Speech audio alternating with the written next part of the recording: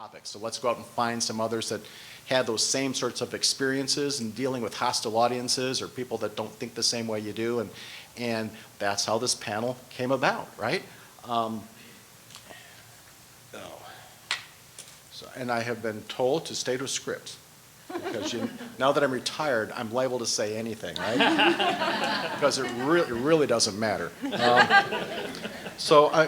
panelists, like myself, this evening, are going to talk about how they dealt with their own hostile audiences and what engagement strategies they've employed to turn those audiences around. And I really think we've got a great panel in that regard. We've got some great stories, and we've got some very compelling messages and experiences to share with you today.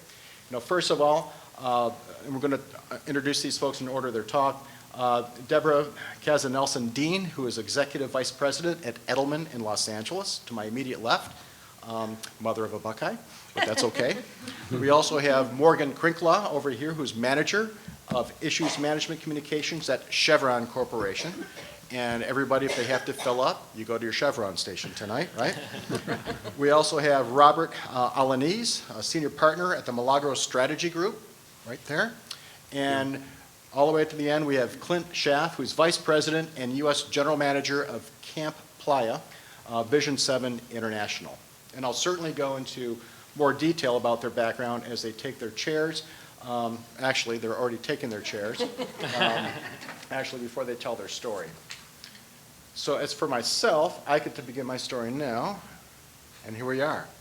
It starts off with the EV1. I certainly have had plenty of experiences dealing with critics and skeptics and cynics, and in fact, I often deal with these folks all at the same time. I was intimately involved with GM's first electric car, the EV1, and the issues that developed when we actually had to make the tough decision to end production and marketing of the EV1 and remove them from the roads. I was the guy who was assigned to explain how we came up with that decision and why we did that. And when I say intimately, I think the most vocal critics, I really believe, the critics of GM's decisions seem to personally blame me for the cancellation of the EV1 program. I mean, I was their very easy target for their displeasure. And the reason, for many reasons, I was included in a documentary, a movie, called Who Killed the Electric Car? I don't know if anybody in this room has seen it. All right, so you people know, you're already laughing. In which director Chris Payne basically proposed the premise that there was a GM-led conspiracy to prove that the EV1 wouldn't work as a consumer vehicle, that the electric cars just weren't what consumers wanted, and frankly, we wanted to sell more Hummers, more large SUVs, more pickup trucks that would gobble up more gasoline. So there's this alleged conspiracy between General Motors, Big Oil, and portions of state government to prove that this electric vehicle wouldn't work. Hey, I was in a movie, right? I just landed in California, one of my first assignments. Lucky me, I was on, IMDb, right? I'm back in Detroit. I'm in the hallways of GM. I'm a hero, right? I'm a star. I'm already in a movie. So I want to show you how lucky I really was in that regard.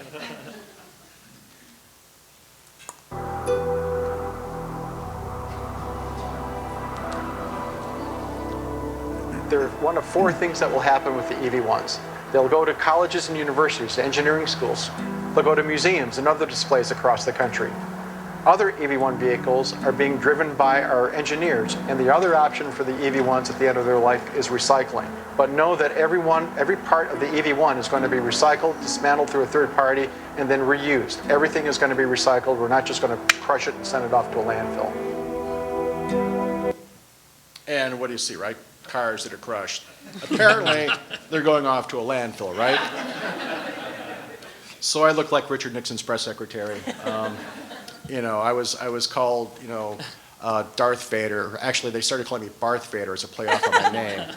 And it does. I look like the village idiot, right?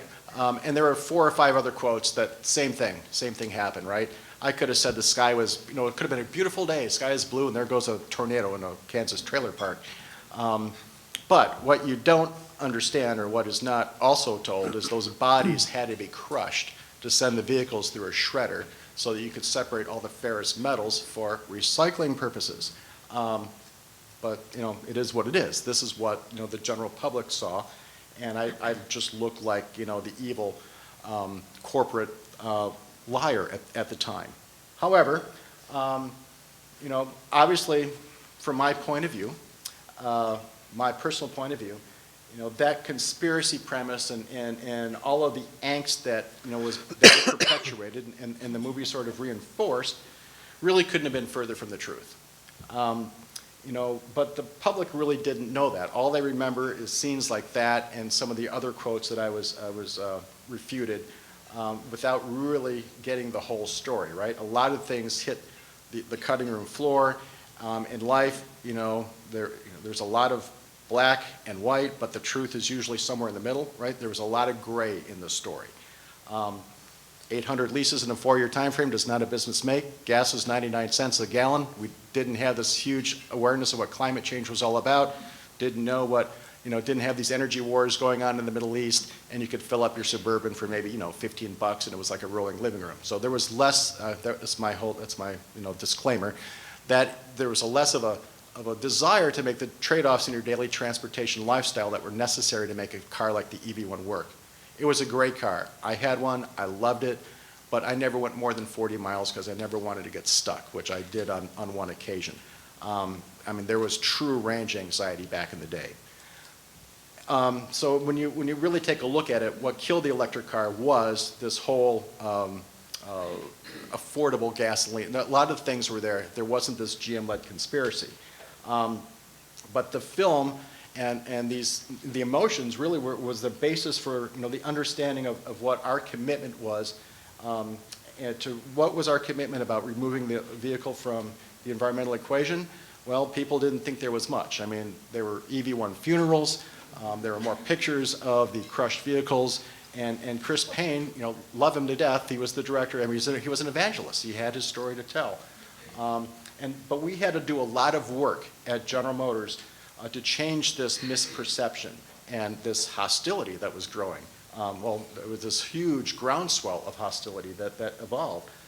So what did we do? We decided to open up our doors to Chris. We brought him to Detroit. We showed him everything that was in our technology cupboards, had him talk to all our senior engineers and see all of the things that we were working on, because we had to answer the question, if not the EV1, then what? And that's what we really had to do, and open up and be transparent, and that was the question that we had to ultimately answer. The slide here, Revenge of the Electric Car, probably says it all. Eventually Chris did release a second movie. It was called Revenge of the Electric Car, in which GM and yours truly were presented in a much better light, thanks to the Chevrolet Volt. Of course, I had a little 3-second little throw-in soundbite there. It was a cameo, but I think he was throwing a dog a bone. But at least I was there to do that. It was our new EV vehicle, the Chevy Volt, was even the featured guest at the premiere of that movie. Chris and I, we've got a great relationship now. We see each other at several different events, and I consider him a reference and a friend, especially in this transition to a new life of mine. So the bottom line is, in my nearly 30 years in public relations, I've learned that really being transparent and being open and really trying to understand your opponent's point of view usually solves the most difficult situations involving outside detractors and critics. It's the best way, I think, to build bridges with hostile audiences and eventually turn them into passionate third-party advocates that brands really need to advance their cause, right? They need these third-party advocates to speak on their behalf. And I've developed this, my own strategy, if you will. There's not a whole lot of rocket science behind it, of advocacy and audience engagement that involves transparency, finding this common ground with our opponents, and really turning them into our partners, having them speak on our behalf. And eventually, they have become our most vocal advocates. And there's a basic roadmap that I've put together here. Obviously, it's called Advotocracy. First, the issue with the EV1 really wasn't that there was this GM-led conspiracy at all. It was the fact that people perceived this to be a viable technology, but nobody was really working to advance it or pursue it. So we really had to identify what the issue was. And then we had to open up and we had to be transparent. You know, the problem with the EV1 situation was that nobody outside of General Motors really knew about the amazing work being done in the pursuit of these kinds of advanced technologies. We really needed to correct the things that were being said about us, right? And that meant bringing somebody into our tent, just like we did with Chris Payne. I mean, I actually was Chris Payne's PR person when we launched the Chevrolet Volt in Detroit, making sure that each reporter had their shot at asking him questions about what he thought about the car. We were connected at the hip, so that was kind of an odd twist of fate. And third, you really need to keep your foot on the gas, right? Initiating a few key events really wasn't going to do this, you know, handshakes and smiles and a couple dinners. We really had to go all in and find as many opportunities as possible to tell the stories to help reshape public perception. So persistence, perseverance, and determination are really tools that can be found in every effective leader's toolbox. And we can dig into this process a whole lot more throughout the panel, as well as discuss the other approaches that our panelists have used during their own situations with critics, skeptics, and cynics. I think all of us believe this information can really be invaluable for PR professionals. We all at some point are going to have to deal with hostile audiences and those who don't think like we do. So hopefully this panel and this discussion will give you some ideas and some lessons learned as to how to approach that and really help you create a competitive advantage and show you how to use your own methods of turning your hostile audiences into your own advocates. So